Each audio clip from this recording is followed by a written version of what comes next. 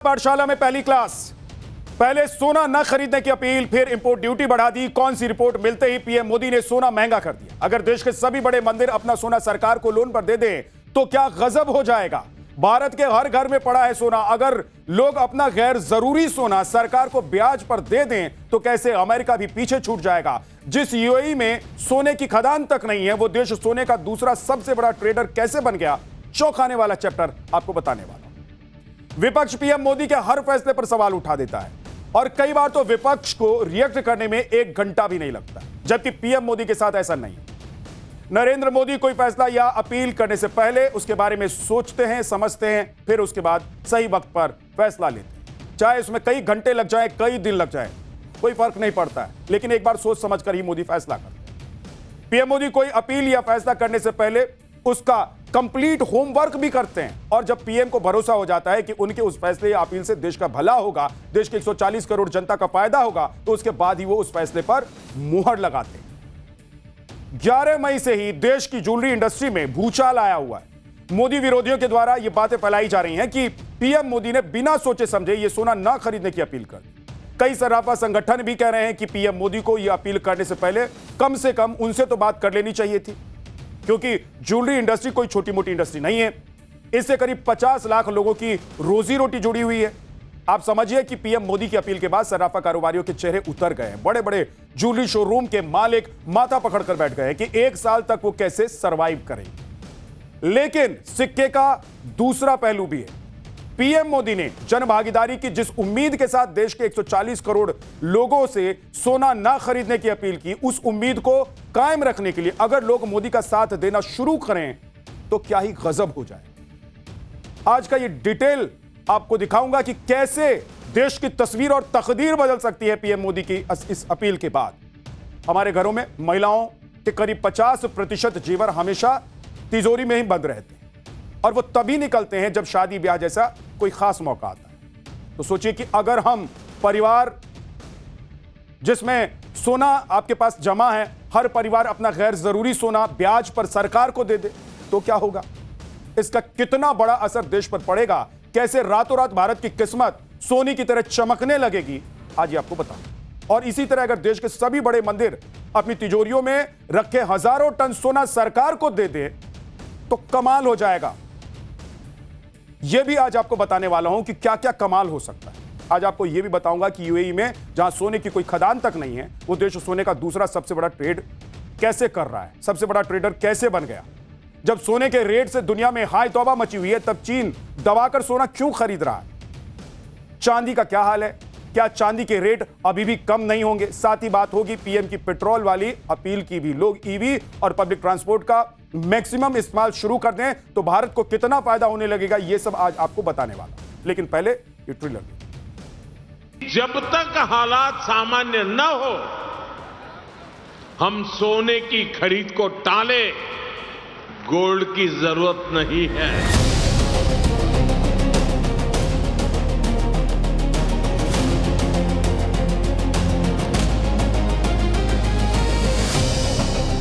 जहां संभव हो पेट्रोल डीजल का उपयोग कम करें। 11 मई को पीएम मोदी ने देश की जनता से सोना ना खरीदने की अपील की और उसके 2 दिन के बाद यानी कि 13 मई को सोने पर भारी भरकम इंपोर्ट ड्यूटी बढ़ा दी गई ताकि जो सोना पहले से महंगा है वो और महंगा हो जाए। पीएम मोदी ने क्या सोचकर किया, ये आगे आज आपको बताने वाला हूं। लेकिन अभी देखिए कि सोने पर इंपोर्ट ड्यूटी बढ़ते ही सीएमएक्स यानी कि मल्टी कमोडिटी एक्सचेंज में सोने के दाम कहां से कहां पहुंच गए। मोदी सरकार ने सोने और चांदी पर इंपोर्ट टैरिफ 6% से बढ़ाकर 15% कर दिया, जिसके बाद सोना चांदी की कीमत और ज्यादा बढ़ गई। मतलब जो सोना 1,50,000 से 1,55,000 के बीच में ट्रेड कर रहा था, उसके भाव तुरंत 1,60,000 प्रति 10 ग्राम पहुंच गए। आज सुबह एमसीएक्स में 10 ग्राम सोने का दाम 1,62,758 रुपए था और 1 किलो चांदी का दाम 2,98,432 रुपए था। यानी मोदी सरकार के इंपोर्ट ड्यूटी बढ़ाने से सोना एक बार में ही करीब 10,000 रुपए महंगा हो गया। आमतौर पर संकट के दौरान सरकारें समस्याओं को खुलकर नहीं बताती। बड़े संकट को भी सरकारें बहुत हल्का करके बताती हैं ताकि लोगों में पैनिक ना फैले, अफवाह ना फैले और सिचुएशन अंडर कंट्रोल रहे, अनकंट्रोल ना हो जाए।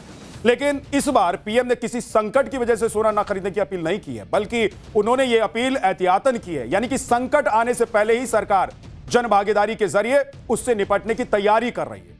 और वो तैयारी है कि विदेशी मुद्रा भंडार को खर्च होने से बचाया जाए, कैसे उसको बचाकर रखा जाए। लेकिन मोदी की अपील का असर क्या हुआ है, ये आपको दिखाता हूं। मीडिया रिपोर्ट्स के मुताबिक बहुत सारे लोगों ने पीएम की अपील का उल्टा मतलब निकाल लिया। लोगों को लगा कि अभी तो पीएम मोदी अपील कर रहे हैं, कहीं बाद में सोने के दाम बढ़ गए या सरकार ने इंपोर्ट ड्यूटी बढ़ा दी तो क्या हो जाएगा। इसलिए देश के कई हिस्सों में सोने की पैनिक बाइंग शुरू होगी।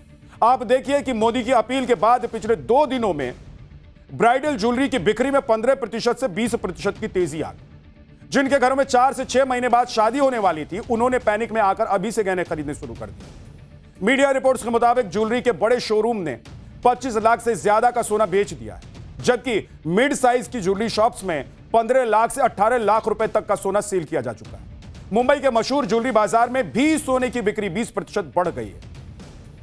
ओवरऑल देखें तो पूरे देश में पिछले 2 महीने में सोने के गहनों की खरीद 20% तक बढ़ गई। मुंबई, दिल्ली, कोलकाता, चेन्नई, बेंगलुरु जैसे जो बड़े शहर हैं उसमें पैनिक बाइंग देखने को मिली और इस दौरान हैवी ब्राइडल सेट्स की डिमांड सबसे ज्यादा हो गई कि भाई 2 महीने 4 महीने बाद शादी होने वाली है घर में, तो पता नहीं क्या होगा, अभी खरीद के रख लें। क्योंकि परंपरा के हिसाब से और जो सिस्टम कस्टम है उस कस्टम के हिसाब से आपको मजबूरन वो गहना देना ही पड़ता है। आपको देखना ही पड़ता है कि गहना हम अपने शादी ब्याह समारोह में एक दूसरे को देंगे ही, इसलिए लोगों ने खरीदना शुरू कर दिया अभी से। मतलब लोगों ने पैनिक में आकर सोने के गहने खूब खरीदे, खासकर शादी ब्याह वाले जो परिवार हैं। हालांकि एक्सपर्ट्स का कहना है कि पीएम मोदी की अपील लंबे समय तक मानी गई तो सोने की डिमांड कम हो सकती है। कहा जाता है कि हमारे देश के मंदिरों और घरों में हजारों टन सोना पड़ा हुआ है। वैसे तो यह सोना किसी काम का नहीं है, बस रखा हुआ है। अगर इसका सही इस्तेमाल किया जाए तो क्या हो जाए, वो आपको बताने वाला हूं। पहले देखिए कि हमारे देश के बड़े बड़े मंदिरों और घरों में कुल अनुमानित गोल्ड रिजर्व 50,000 टन है और इन सोने के भंडार का बड़ा हिस्सा भारत की अर्थव्यवस्था से बाहर है, क्योंकि वो उसमें आते ही नहीं, शामिल ही नहीं है। वो सरकारी खजाने में नहीं गिने जाते हैं, वो मंदिर के खजाने में गिने जाते हैं। लेकिन मान लीजिए कि अगर पीएम की अपील पर देश के बड़े बड़े मंदिर अपने खजाने में रखा हुआ सोना भारत सरकार को एक स्कीम के तहत दे दे, जिससे उन मंदिरों की कमाई भी और भारत को सोना बाहर से खरीदना भी ना पड़े, तो आप सोचिए क्या हो जाएगा, क्या क्या हो सकता है। अब ध्यान से देखते रहिए, बता रहा हूं कि क्या क्या हो सकता है। देश कहां से कहां पहुंच जाएगा, अमेरिका कहां रह जाएगा, चीन कहां छूट जाएगा। अभी भारत का गोल्ड रिजर्व 880 टन है, 880 टन। और केरल के पद्मनाभ स्वामी मंदिर, तिरुपति बालाजी मंदिर और वैष्णो देवी धाम जैसे जो बड़े मंदिर हैं, जानते हैं उनका कुल सोना उनके पास कितना है? करीब 4000 टन। यह अनुमान है, सिर्फ हो सकता है इससे ज्यादा हो। अगर सरकार को यह सारा सोना मिल जाए, यानी कि सरकारी खजाने में सारा सोना आ जाए, तो भारत का गोल्ड रिजर्व 5000 टन के आसपास हो जाए। जोड़ दीजिए आप कि 880 टन और उसके बाद जोड़िए कि अगर जो मंदिरों में जो अनुमान लगाया जा रहा है कि करीब 4000 टन मंदिरों में सोना पड़ा हुआ है, वो दोनों अगर मिल जाएंगे तो 5000 टन नहीं हो जाएगा। अब सोचिए कि क्या हो सकता है, अभी देखते रहिए। यानी कि भारत का गोल्ड रिजर्व 4 से 5 गुना एकदम से बढ़ जाए, अचानक से बढ़ जाएगा और भारत दुनिया के टॉप गोल्ड होल्डिंग देशों में शामिल हो जाएगा। यानी कि भारत उन देशों में शामिल हो जाएगा जिनके पास सबसे ज्यादा सोना रिजर्व में है। अभी अमेरिका के पास सबसे ज्यादा गोल्ड रिजर्व है, 8000 टन से ज्यादा। इसके अलावा देखिए कि क्या फायदा होगा। भारत हर साल 700 से 800 टन सोना इंपोर्ट करता है, लेकिन मंदिरों से सोना मिलने के बाद भारत को कम से कम 4 से 5 साल के लिए सोना इंपोर्ट करने की जरूरत ही नहीं पड़ेगी, क्योंकि रिजर्व इतना होगा। तो बाहर से सोना क्यों खरीदेंगे, और बाहर से सोना नहीं खरीदेंगे तो डॉलर भी नहीं देना होगा। अब इसका इंपैक्ट क्या क्या होगा यह भी आज आपको बताने वाला हूं। लेकिन भारतीय रुपया भी 3 से 8% तक मजबूत हो जाएगा, क्योंकि गोल्ड का रिजर्व बढ़ेगा। इसकी एक अहम भूमिका होती है रुपया के कमजोर और मजबूत होने में। तो अनुमान लगाया जा रहा है कि 3 से 8% तक रुपया, हमारी करेंसी जो है, वो मजबूत हो सकता है। अगर मंदिरों ने साथ दिया तो भारत को 4 से 5 सालों में 300 से 400 बिलियन डॉलर की बचत हो सकती है, और शायद यही पीएम मोदी का गोल भी है। अब आप समझ रहे हैं कि पीएम मोदी ने जो अपील की है वो क्यों की है। भाई कोई सोच रहा था कोई देख रहा था कि क्या होने वाला है? लेकिन लोग कहते हैं ना प्रधानमंत्री नरेंद्र मोदी के लिए कि दूर की बातों को समझते हैं, जानते हैं, इसीलिए पहले से प्लान करने लग जाते हैं। सबसे बड़ी बात है कि भारत सोने के मामले में 4 से 5 साल के लिए ही सही लेकिन आत्मनिर्भर बन जाएगा। यानी भारत को विदेश से सोना मंगाना नहीं पड़ेगा। लेकिन देश के बड़े बड़े मंदिरों के ट्रस्ट सरकार को सोना दे देंगे। यह होना इसलिए बड़ा मुश्किल है क्योंकि भारत आस्था का देश है। मंदिर के कण कण से लोग आस्था रखते हैं। तो सोचिए, अगर मंदिरों से मिले सोने को सरकार पिघलाकर अपने काम में लेना शुरू करेगी तो लोग चुप नहीं रहेंगे और इसका भारी विरोध हो सकता है, क्योंकि सनातनियों का एक बड़ा तबका मंदिरों को दान में मिले आभूषण को ईश्वर की संपत्ति मानता है।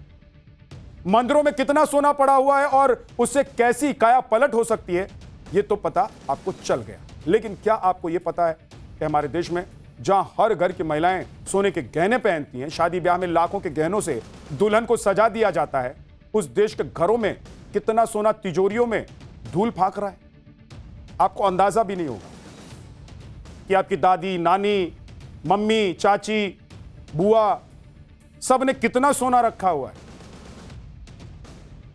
आप ये जानकर हैरान हो जाएंगे कि भारत के घरों में पड़े गैर जरूरी सोने के गहनों को एक जगह जमा किया जाए अगर, तो ये दुनिया का सबसे बड़ा प्राइवेट गोल्ड होल्डिंग स्टॉक बन सकता है। वर्ल्ड गोल्ड काउंसिल की एक रिपोर्ट है जिसके मुताबिक भारतीय परिवारों के पास कुल 25,000 से 35,000 टन सोना मौजूद है। मंदिरों में मौजूद है 4,000 के आसपास, सरकार के पास 880, और जो हमारे आपके घर परिवार में मौजूद है, जो सिर्फ तिजोरी में आप रखते हैं या बैंक के लॉकर में रख लेते हैं, जरूरत पड़ने पर कभी उसको निकालकर पहन लेते हैं शादी ब्याह में, या बैंक के लॉकर में तो पड़ा ही रहता है, देखने भी नहीं जाते हैं, उसको अगर काउंट कर लिया जाए तो कुल मिलाकर 25,000 से 35,000 टन सोना मौजूद है हमारे पास। मतलब ये हमारे और आपके घर में, भारत के घरों में रखे सोने की कुल कीमत $5 ट्रिलियन से ज्यादा है। यह रकम देश की जो सालाना जीडीपी है उससे भी ज्यादा। हमारे देश की हर महिला को यह जानकर गर्व होगा कि अकेले भारतीय महिलाओं के पास दुनिया के कुल सोने का भंडार का लगभग 11% स्टॉक है। आपने कभी इस पे न सोचा होगा न विचार किया होगा कि आपके पास जो सोने के गहने पड़े हुए हैं, जो आपकी सास ने दिए हैं, जो आपकी मां ने दिए हैं, आपकी चाची ने दिए हैं, या आपने रखा हुआ है, जो पुश्तैनी रखा हुआ है, वो सब अगर उसका अगर एवरेज निकाल देंगे तो हमारे देश की महिलाएं सबसे ज्यादा अमीर हैं भाई।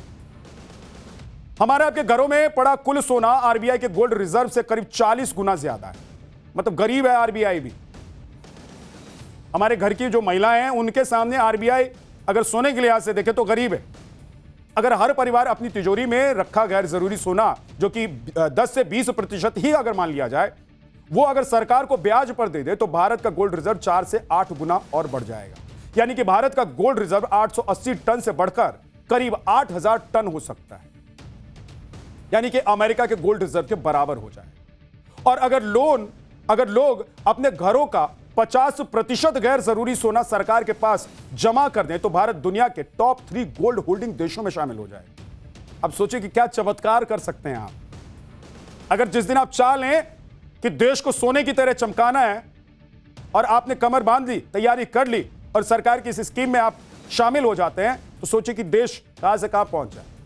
आप जरूर सोच रहे होंगे कि अगर ऐसा है तो सरकार को ऐसी कोई स्कीम ले आनी चाहिए थी जिससे कि लोग अपना सोना सरकार को रेंट पर दे देते और सरकार को उससे देश की अर्थव्यवस्था सुधारने का मौका भी मिल जाता, मदद भी मिल जाती। तो आपको एक बात बता देता हूं, शायद आपको पता हो कि नहीं पता हो, आप इतनी नजर रखते हैं कि नहीं रखते हैं, लेकिन मोदी सरकार ऐसी एक स्कीम 2015 में ही लेकर आ गई थी। यानी कि 2014 में मोदी की सरकार बनी और 1 साल के भीतर ही मोदी ये स्कीम लेकर आ गए थे। आज हम लोग 2026 में खड़े हैं। 11 साल पहले लेकर आई थी सरकार एक स्कीम। सरकार ने GMS यानी कि गोल्ड मोनेटाइजेशन स्कीम लॉन्च की थी, लेकिन लोगों ने इस स्कीम में बहुत दिलचस्पी नहीं दिखाई। आप देखिए कि 2015 से अब तक सिर्फ 39 टन सोना लोगों ने जमा किया है इस स्कीम के तहत। लोगों को यह डर रहता है कि उनके गहने सरकार के पास अगर चले जाएंगे तो वो पिघला सकती है और गहनों के रूप में उनके पुरखों की जो विरासत है वो खत्म हो जाएगी। नहीं रहता है कि दादी कहती है कि नहीं नहीं नहीं नहीं नहीं हम नहीं देंगे, वो हमारी पुतौह होगी उसके लिए रखे हुए हैं, नतनी की जो शादी होगी उसमें देंगे। होता है ना, आपके घर में भी होता होगा। तो उनको डर रहता है कि अगर सोना निकल जाएगा घर से, सरकार के पास जमा कर देंगे तो सरकार क्या कर लेगी क्या पता। और इसी डर को दूर करने के लिए सरकार ने 2025 में इस स्कीम में बदलाव भी कर दिया था भाई, लेकिन फिर भी रिजल्ट वो नहीं मिला जो सरकार चाह रही थी। पीएम मोदी ने लोगों को सोना खरीदने से इसलिए मना किया है क्योंकि भारत को अपनी खपत का 99% सोना विदेशों से खरीदना पड़ता है। यानी आप जो सोना और सोने के गहने खरीदते हैं वो विदेशी सोना ही होता है। उसे पहले सरकार खरीद कर भारत लाती है, फिर ज्वेलरी कंपनियों के जरिए वो आपके घर तक पहुंचती है। और सोना जो आप पहनते हैं वो ज्वेलरी की जो शॉप्स जहां पर आप जाते हैं वो लोग उसको बनाते हैं, मेकिंग चार्ज देते हैं, आपको दे देते हैं, आप घर लेकर चले जाते हैं। फिर सोचते हैं कि अब आपने कभी देखा है कि कभी आपके घर का जो सोना है जरूरत पड़ने पर भी कभी आप निकालते हैं? बहुत ज्यादा जरूरत पड़े मतलब कोई उपाय ही नहीं है, अब घर में खाने के लिए खाना ही नहीं है, इलाज के लिए पैसा ही नहीं है, बेचने के लिए जमीन भी नहीं है, तब जाकर लोग सोना घर से निकालते हैं। नहीं तो सोना पड़ा रहता है, कई पुश्तों का सोना पड़ा हुआ होगा आपके घर में, आपके बच्चों को पता भी नहीं होगा। लेकिन ये देश के लिए कितना फायदेमंद हो सकता है आज आपको बता रहा हूं। भारत अपना सबसे ज्यादा सोना स्विट्जरलैंड से खरीदता है, उसके बाद यूएई से, उसके बाद यूएई जो देश है, इसीलिए आपको बता रहा था मैं कि कैसे दूसरा सबसे बड़ा ट्रेडर हो गया, वो बताऊंगा अभी आपको। लेकिन समझिए कि यूएई से भारत सोना खरीद रहा है, लेकिन यूएई एक ऐसा देश है जहां पर सोने की खदानें ही नहीं है, मतलब वहां कोई ऐसा खदान नहीं है जहां सोना निकल रहा है, फिर भी यह देश सोने की इंटरनेशनल मंडी बना हुआ है, सबसे बड़ा हब बना हुआ है, सबसे बड़ा बाजार बना हुआ है। सोने के कारोबार में यूएई दुनिया का दूसरा सबसे बड़ा फिजिकल गोल्ड ट्रेडिंग हब बना हुआ है, जबकि पहले नंबर पर स्विट्जरलैंड आता है। 2024 में यूएई ने $170 बिलियन के सोने का ट्रेड किया।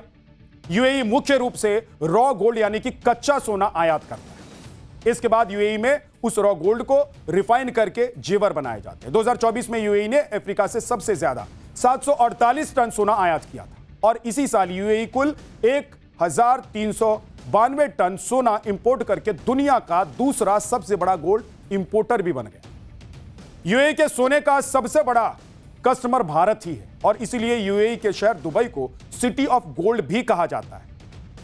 Tax free policy, geography, location, infrastructure और डीएमसीसी की वजह से दुबई आज ग्लोबल गोल्ड का क्रॉस रोड बन गया है। पीएम मोदी की अपील और इंपोर्ट ड्यूटी बढ़ाने के बाद आशंका जताई जा रही है कि अब भारत में सोने की बिक्री कम हो जाएगी। लेकिन आप देखिए कि भारत में सोना सिर्फ निवेश नहीं है, बल्कि उससे भी कहीं बढ़कर आभूषण, परंपरा और बुरे वक्त में काम आने वाली संपत्ति मानी जाती है। और ये एक इमोशन है, जो सोने के गहने आप खरीद कर ले जाते हैं ना, ये इमोशन हो जाता है। बेटे को देना है, बेटी को देना है, बहू को देना है, पोते को देना है, इमोशनल है ये। और इसीलिए लोग अपना गहना घर में एक बार खरीदने के बाद उसे निकालते नहीं, चाहे वो पड़ा ही रह जाए। शादी हो, ब्याह हो, त्योहार, परंपरा, निवेश में गोल्ड की अहम भूमिका रहती है। इसलिए देश में हर साल करीब 700 से 800 टन सोना खपत हो जाता है भाई। अभी कुछ महीने बाद धनतेरस आने वाला, आप देखिएगा कि मार्केट में कितनी भीड़ रहती है, आपको पता ही होगा। वहां सोना खरीदने के लिए, इतना महंगा सोना खरीदने के लिए लोग लाइन में लगे रहते हैं। बिल बनवाने के लिए लंबी लंबी 2-2 घंटे की लाइन लगती है। तब सोने की सबसे ज्यादा खरीदारी होती है और सबसे ज्यादा लोग इसे खरीदने के लिए बाजार में निकलते हैं। लेकिन इस बार देखना होगा कि लोग धनतेरस पर सोना खरीदते हैं या फिर पीएम की अपील मानकर मेड इन इंडिया प्रोडक्ट्स का रुख करते हैं। इधर भारत अपना गोल्ड रिजर्व बढ़ाने में जुटा हुआ है। पिछले 3 साल में भारत ने अपना गोल्ड रिजर्व करीब 380 टन बढ़ाया भी है। लेकिन चीन पर सोने की ऐसी सनक सवार हुई है कि आप जानकर हैरान हो जाएंगे कि चीन ने क्या कर लिया है। आप देखिए कि चीन के पास कुल गोल्ड रिजर्व 2305 टन है। अभी पिछले महीने अप्रैल में चीन ने 8 टन सोना खरीदा, यानी कि चीन चुपके चुपके केवल सोने का भंडार ही नहीं बढ़ा रहा है, बल्कि वो इसके लिए अपने अमेरिकी ट्रेजरी बॉन्ड जो है उसको भी बेच दे रहा है। सोने के साथ साथ चांदी भी चमकती जा रही है। 2025 के दिसंबर महीने तक चांदी की कीमत दोगुनी से ज्यादा हो गई। चांदी में यह तेजी सोने से भी ज्यादा रही। पिछले साल 11 महीने में चांदी ने जो रिटर्न दिया है, सोना पूरे 1 साल में भी नहीं दे पाया। 2025 के जनवरी से लेकर नवंबर तक चांदी का रिटर्न करीब 100% रहा। 1 जनवरी 2025 को चांदी की कीमत लगभग 93,500 रुपए प्रति किलो थी, लेकिन 29 दिसंबर 2025 तक चांदी की कीमत 2,35,440 रुपए पहुंच गई। वहीं साल 28 जनवरी तक चांदी अपने पीक पर थी। यानी कि चांदी की कीमत 3,85,000 प्रति किलोग्राम पहुंच गई थी। चलिए अब इसी खबर का चैप्टर 2 पलटते हैं, यानी कि दूसरा चैप्टर आपको दिखाता हूं। मोदी की नेशन फर्स्ट अपील का इतना तगड़ा असर हो रहा है कि आप हैरान हो जाएंगे। कल भी मैंने आपको कुछ तस्वीरें दिखाई थी, कल भी मैंने आपको बताया था कि मोदी ने जो अपील की है उससे क्या क्या हो रहा है कि बड़े बड़े मंत्री, मुख्यमंत्री अपनी गाड़ियों को कम कर दे रहे हैं, अपने काफिले को छोटा कर दे रहे हैं। पीएम मोदी के काफिले में आज भी सिर्फ 2 गाड़ियां ही दिखाई दी। कई लोग कल कह रहे थे कि अरे आज तो दिखाने के लिए मोदी जी ने शूट करवा लिया होगा। हालांकि सुरक्षा एजेंसियों का कंसर्न है ये कि क्या ये सुरक्षा के लिए चुनौती तो नहीं है। देश के लोग आज बात कर रहे हैं कि भाई सब बातें तो ठीक है, लेकिन मोदी जी ये सिर्फ 2 गाड़ी लेकर मत घूमिए, आपका सुरक्षित होना इस देश के लिए बहुत जरूरी है। लेकिन पीएम मोदी की इस मैसेजिंग का असर यह हो रहा है कि मंत्री संतरी समेत तमाम आम जनता पेट्रोल की बचत का संकल्प धीरे धीरे अब लेने लग गई। पीएम मोदी के बाद केंद्रीय गृह मंत्री अमित शाह और रक्षा मंत्री राजनाथ सिंह ने भी अपने काफिले में कटौती कर दी है। राजनाथ सिंह छोटे काफिले के साथ दिल्ली से जोधपुर के लिए रवाना हुए। उनके काफिले में सिर्फ 4 गाड़ियां थी जब वो जोधपुर के लिए जा रहे थे, जबकि पहले देश के रक्षा मंत्री का काफिला इससे कई गुना बड़ा हुआ करता था। लोकसभा के स्पीकर ओम बिरला को देखिए, उन्होंने भी अपने काफिले की गाड़ियों को कम कर लिया है। यह फैसला उन्होंने पीएम की अपील के बाद ही लिया है और ओम बिरला लोकसभा के स्पीकर हैं, लेकिन इसके बाद भी उनके काफिले में मात्र आज 2 ही गाड़ियां दिखाई। इधर मंत्रियों ने काफिला कम किया तो उधर केंद्रीय मंत्री अर्जुन राम मेघवाल ने अपनी गाड़ी ही छोड़ दी, बीकानेर रेलवे स्टेशन पहुंच गए। वो अर्जुन मेघवाल ई रिक्शा में बैठकर वहां पर पहुंचे और अपने घर तक ई रिक्शा में ही गए। आपको बता दें कि अर्जुन मेघवाल के काफिले में पहले से इलेक्ट्रिक गाड़ियां जो हैं वो हैं, मौजूद हैं। अब पीएम मोदी की अपील के बाद उन्होंने तय किया है कि वो पर्यावरण संरक्षण का संदेश देने के लिए सिर्फ ई वाहनों से ही दौरा किया करेंगे। गुजरात के राज्यपाल ने भी आज पीएम मोदी की अपील के बाद प्रोटोकॉल तोड़ दिया। उन्होंने दिल्ली से कुरुक्षेत्र आज उनको जाना था, पहुंचना था, जो कि बाय एयर था उन्हें पहुंचना, लेकिन वो हवाई यात्रा छोड़कर ट्रेन से कुरुक्षेत्र पहुंचे। ट्रेन से उतरने के बाद गुजरात के राज्यपाल आचार्य देवव्रत ने साइकिल की सवारी भी। उनका पूरा काफिला साइकिल पर सवार था। क्या आप देख रहे हैं, सब साइकिल पर, पीए, सिक्योरिटी गार्ड्स, जितने अधिकारी उनके साथ चल रहे हैं सब साइकिल पर चल रहे हैं। ऐसा लग रहा है कि साइकिल की रैली निकल रही है, लेकिन ये साइकिल रैली नहीं निकल रही है। ये दरअसल प्रधानमंत्री नरेंद्र मोदी ने जो अपील की देश से, उसकी बानगी दिखाई दे रही है। हरियाणा के कुरुक्षेत्र में गुजरात के राज्यपाल साइकिल से चल रहे हैं। महाराष्ट्र के मुख्यमंत्री देवेंद्र फडणवीस ने भी मोदी की अपील को फॉलो किया है। उन्होंने तो विधानसभा पहुंचने के लिए कार नहीं बल्कि बाइक का इस्तेमाल कर लिया। ये देखिए, बाइक से पहुंचे, आज हेलमेट वेलमेट लगाकर अच्छे से बढ़िया से देवेंद्र फडणवीस बाइक से पहुंचे।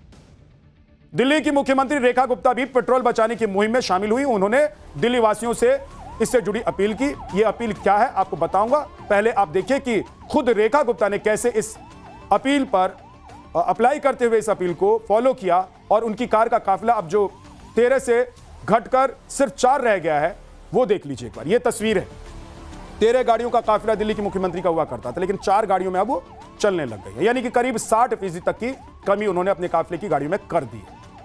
दिल्ली सरकार ने आज पीएम मोदी की अपील के बाद कई बड़े फैसले किए। सीएम रेखा गुप्ता ने मीटिंग में फैसला किया कि सरकारी कर्मचारी 2 दिन वर्क फ्रॉम होम करेंगे। दिल्ली सरकार अगले 6 महीने नई गाड़ी नहीं खरीदेगी। सीएम, मंत्री और अधिकारी हर सोमवार को मेट्रो से दफ्तर जाया करेंगे। दिल्ली सरकार के अधिकारियों के तेल खर्च में 20% कटौती की जाएगी। 50% सरकारी मीटिंग अब ऑनलाइन ही होगी। सीएम काफिले की गाड़ियां 14 थी, जो 13 से 14 हुआ करती थी, उसे घटाकर 4 कर दी गई हैं। मंत्रियों अधिकारियों के दौरे रद्द कर दिए गए हैं। विदेश यात्राओं पर रोक लगा दी गई है। अगले 3 महीने तक दिल्ली सरकार कोई भी बड़ा इवेंट नहीं करने वाली है। 15 मई से मेरा भारत मेरा योगदान अभियान भी शुरू किया जाएगा दिल्ली सरकार की तरफ से। सरकारी दफ्तरों में एसी को 24 से 26 डिग्री पर सेट किया जाएगा, क्योंकि आपको पता है कि 24 से 26 डिग्री पर अगर आप एसी को सेट कर लेते हैं तो आपका जो बिल है वो आधा हो जाता है। मॉल्स में मेड इन इंडिया कॉर्नर बनाया जाएगा। दिल्ली सरकार सिर्फ मेड इन इंडिया के जो प्रोडक्ट्स है उसको ही प्राथमिकता देगी। सरकारी स्कूलों के साथ होने वाली बैठक ऑनलाइन होगी। प्राइवेट संस्थानों से भी 2 दिन वर्क फ्रॉम होम के लिए कहा गया है दिल्ली सरकार की तरफ से। कोर्ट और यूनिवर्सिटी से ऑनलाइन सिस्टम अपनाने की अपील की गई है। जनता से नो व्हीकल डे मनाने की अपील की गई है। यह सब दिल्ली सरकार की तरफ से प्रधानमंत्री नरेंद्र मोदी की अपील के बाद पहल की गई है। तो ये रेखा गुप्ता की तरफ से तैयारी की गई है। प्रधानमंत्री ने जो देश से अपील की है, उस अपील को कैसे लोगों तक पहुंचाया जाए, घर घर तक पहुंच जाए, उसके लिए उन्होंने ये तमाम तैयारियां की है। पीएम मोदी की अपील के बाद त्रिपुरा सरकार ने भी सरकारी खर्च कम करने के लिए कई बड़े फैसले लिए। त्रिपुरा सरकार ने कर्मचारियों के लिए 50% वर्क फ्रॉम होम लागू कर दिया है। यह नियम ग्रुप सी और ग्रुप डी कर्मचारियों के लिए लागू किया गया है। त्रिपुरा सरकार ने संस्थाओं से भी वर्क फ्रॉम होम अपनाने की अपील की। वहीं चंडीगढ़ के अधिकारी भी बुधवार को सरकारी गाड़ियों का इस्तेमाल नहीं करेंगे। पेट्रोल की खपत को कम करने के लिए चंडीगढ़ प्रशासन ने एक बड़ा फैसला ले लिया। अभी 2 दिन पहले बिहार के मुख्यमंत्री सम्राट चौधरी अपने काफिले को लेकर खूब चर्चा में थे। पीएम मोदी की अपील के बाद भी उनके काफिले में 19 गाड़ियां दिखाई दे रही थी। मगर अब शायद दूसरे राज्यों के मुख्यमंत्रियों और मंत्रियों की तरह बिहार के सीएम भी प्रधानमंत्री नरेंद्र मोदी का मैसेज समझ चुके हैं। तो आप देखिए कि आज उनके काफिले में सिर्फ 3 गाड़ियां दिखाई, यानी कि 19 से सीधे 3 गाड़ी पर आ गए। गजब है, शानदार, इसे बोलते हैं एकदम आसमान से जमीन पर आना। खैर अच्छा भी है, इस तरह की सुर्खियां बनने के बाद अगर मुख्यमंत्री को सजग वो महसूस करते हैं, सजग होना भी चाहिए कि अगर प्रधानमंत्री कोई मैसेज दे रहे हैं तो भाई उसको अपनाना है, उसको सुनने में और अमल करने में इतनी देर क्यों करनी है। लेकिन देर आए दुरुस्त आए सम्राट चौधरी, आखिरकार उन्होंने अपने काफिले से गाड़ियों की संख्या कम कर दी है। प्रधानमंत्री की जो अपील है उसको उन्होंने फॉलो करना शुरू कर दिया है। पीएम की अपील नहीं मानने वालों पर बीजेपी सख्त भी नजर आ रही है और बीजेपी ने कहा भी कि सख्ती बढ़ती जाएगी। मध्य प्रदेश के भिंड के किसान मोर्चा के नए जिला अध्यक्ष सज्जन सिंह यादव हैं 100 से ज्यादा गाड़ियों के काफिले लेकर पहुंच गए थे। इस दौरान एक गाड़ी में तो डीजे भी लगा हुआ था। मतलब आप सोचिए कि प्रधानमंत्री कह रहे हैं कि डीजल बचाइए, पेट्रोल बचाइए, ईंधन ज्यादा खर्च मत कीजिए, और इधर देखिए, मतलब देश में गजब गजब लोग हैं। यह वीडियो वायरल हुआ तो बीजेपी ने इस पर एक्शन भी ले लिया, उन्हें पद से हटा दिया गया है। बीजेपी ने कहा कि भाई नहीं चाहिए ऐसा नेता, हटाओ इनको। क्या करेंगे ऐसे नेताओं को रख के जो पहले अपने बारे में सोचते हैं, अपना भौकाल टाइट रहे वो देखते हैं।